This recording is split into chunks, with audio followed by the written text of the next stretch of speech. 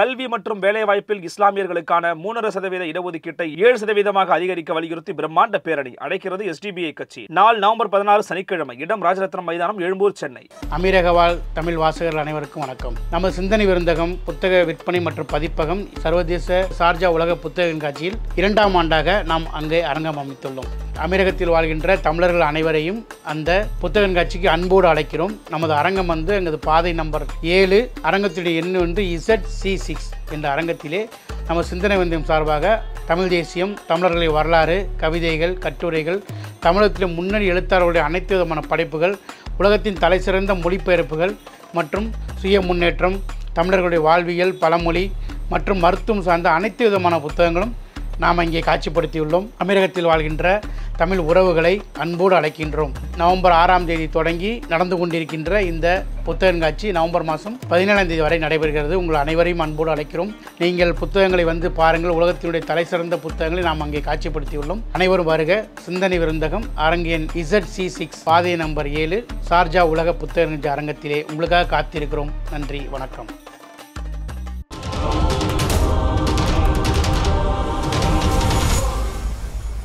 Nemathi Property Management. Contact 7667008999. Maharashtra சட்டப்பேரவை தேர்தல் மிகவும் முக்கியமான ஒன்றாக பார்க்கப்படுகிறது. மகாராஷ்டிராவில் மொத்தமுள்ள 288 தொகுதிகளுக்கும் ஒரே கட்டமாக வரும் நவம்பர் மாதம் 20ஆம் தேதி தேர்தல் நடைபெறுகிறது. இதனால் அங்கு பிரச்சாரம் தீவிரமாக நடைபெற்று வருகிறது. தமிழர்களின் வாக்கு வங்கி கணிசமாக இருப்பதால் தமிழ்நாட்டில் இருந்து விஜய் வசந்த், திருமாவளவன் என தமிழக MPக்களும் மகாராஷ்டிராவில் முகாமிட்டுள்ளனர். இந்த முறை விடுதலை சிறுத்தைகள் கட்சி நேரடியாகவே மகாராஷ்டிரா தேர்தலில் போட்டியிடுகிறது. விடுதலை சிறுத்தைகள் கட்சி 10 தொகுதிகளிலும், ராஷ்டிர ஜனதாதளம் கட்சி 10 தொகுதிகளிலும் கூட்டணி அமைத்து போட்டியிடுகிறது. மகாராஷ்டிரா சட்டமன்ற தேர்தலில் மொத்தம் உள்ள 288 தொகுதிகளில் 145 இடங்களை கைப்பற்றும் கட்சியே ஆட்சி கட்டிலில் அமரும். இதில் 76 இடங்களில் பாரதிய ஜனதா கட்சியும் காங்கிரஸ் கட்சியும் நேரடியாக மோதுகின்றன.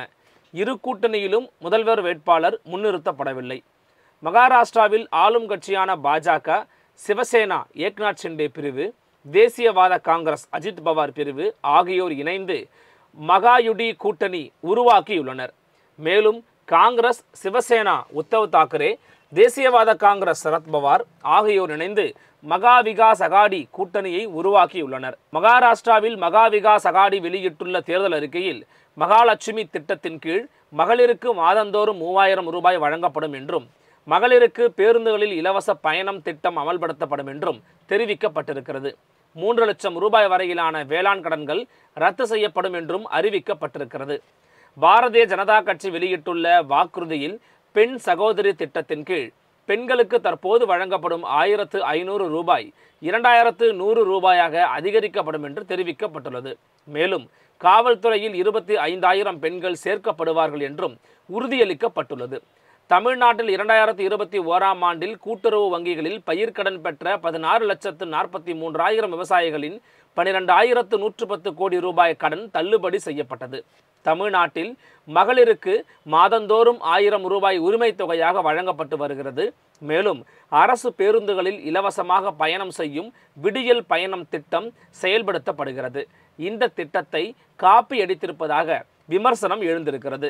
தமிழ்நாட்டில் 100 யூனிட் வரை மின்சாரத்தை பயன்படுத்தும் நுகர்வோருக்கு கட்டணம் வசூலிக்கப்படாத நிலையில் மாதந்தோறும் 300 யூனிட் வரை மின்சாரம் பயன்படுத்துவோருக்கு 100 யூனிட் வரையான மின்சாரத்துக்கு கட்டணம் வசூலிக்கப்படாது என்று காங்கிரஸ் கூட்டணி தெரிவித்திருக்கிறது. அதே நேரம் 30% அளவுக்கு மின் கட்டணம் குறைக்கப்படும் என்றும் பாஜக கூறியுள்ளது. வேலையில்லாத பட்டதாரி இளைஞர்களுக்கு மாதந்தோறும் 4000 ரூபாய் வழங்கப்படும்.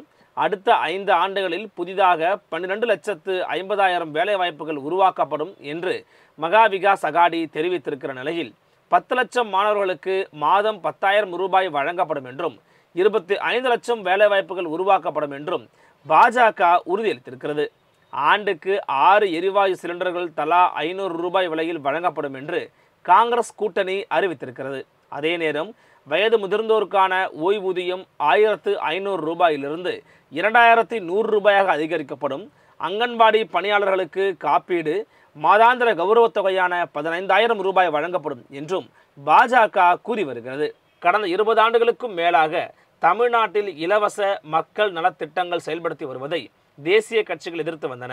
இந்நிலையில் தேசிய கட்சிகள் கூட்டணி அமைத்து போட்டியிடும் தேர்தலில் இலவசங்களை வாரி வழங்குவோம் என்று வாக்குறுதி அளித்திருப்பது முரணாக உள்ளது என்ற விமர்சனமும் எழுந்திருக்கிறது.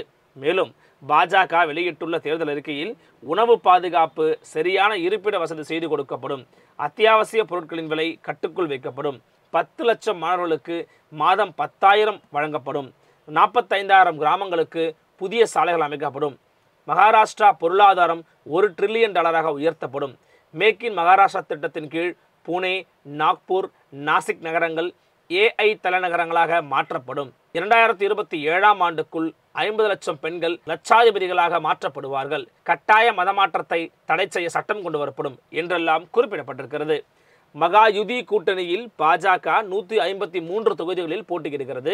இதனால் தேவேந்திர ஃபட்னவிஸை முதலமைச்சராக பாஜக விரும்புகிறது. ஆனால் முதல்வர் ஏக்நாத் ஷிண்டேவின் எண்ணம் வேறாக உள்ளது. பீகாரில் அதிக தொகுதிகளில் வெற்றி கிடைத்தும் கூட்டணி கட்சியான ஐக்கிய ஜனதா தளத்தின் நிதிஷ்குமாரை முதல்வராக்கியது பாஜக. இதேபோல மகாயுதி வெற்றி பெற்றால் தனக்கு மீண்டும் முதல்வர் பதவி கிடைக்கும் என்று ஷிண்டே எதிர்பார்க்கிறார். மகாராஷ்டிராவில் கடந்த 2019 நடைபெற்ற தேர்தலில் பாஜக சிவசேனா கூட்டணி வெற்றி பெற்றது. உத்தவ் தாக்கரே முதல்வர் பதவியை கோரினார். இதற்கு பாஜக மறுப்பு தெரிவித்தது.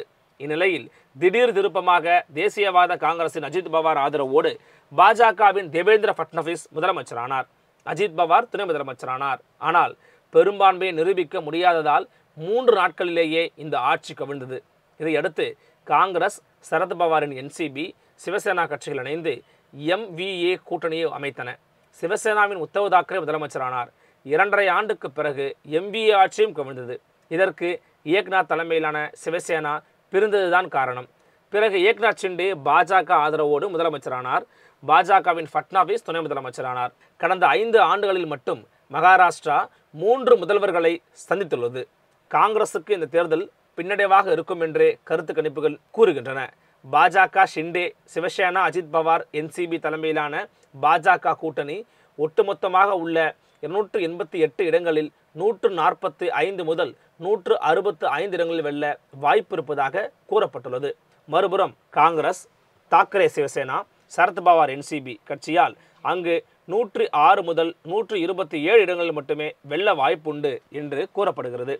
கருத்து கணிப்பு முடிவுகளில் பாஜகவின் NDA கூட்டணிக்கு அதிகபட்சமாக 47% வாக்குகள் கிடைக்கும், இந்தியா கூட்டணிக்கு 41% வாக்குகள் கிடைக்கும் எனவும் இதர கட்சிகளுக்கு 12% வாக்குகள் கிடைக்கும் என்றும் கூறப்பட்டிருக்கிறது. யார் முதல்வர் வேட்பாளர் என்று தெரியாமல் இருவரும் மாநில கட்சிகள் உடைந்து இரு தேசிய கட்சிகளோடு கூட்டணி அமைத்து சற்று குழப்பமான சூழலிலேயே தேர்தலை சந்திக்கவிருக்கிறது மகாராஷ்டிரா. பொறுத்திருந்து பார்க்கலாம் களம் எப்படி மாறுகிறது என்று.